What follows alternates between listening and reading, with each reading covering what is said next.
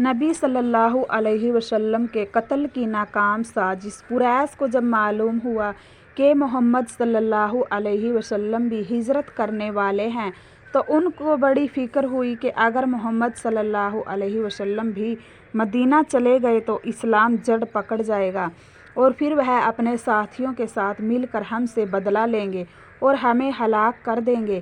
اس بنا پر انہوں نے قصی بن کلاب کے گھر جو دارالندوہ کے نام سے مشہور تھا سازش کے لیے جمع ہوئے۔ اس میں ہر قبیلے کے سردار موجود تھے۔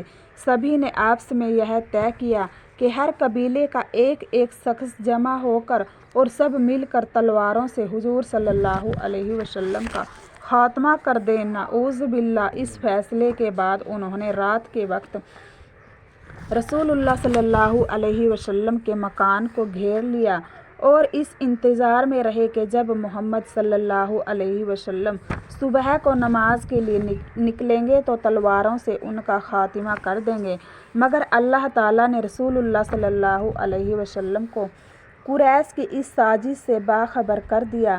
اسی لیے آپ رات کو اپنے بستر پر حضرت علی رضی اللہ کو لٹا کر سورہ یاسین پڑھتے ہوئے اور ان کے سروں پر مٹی ڈالتے ہوئے ان کے سامنے سے گزر گئے اور اللہ تعالیٰ نے ان کی آنکھوں پر پردہ ڈال دیا۔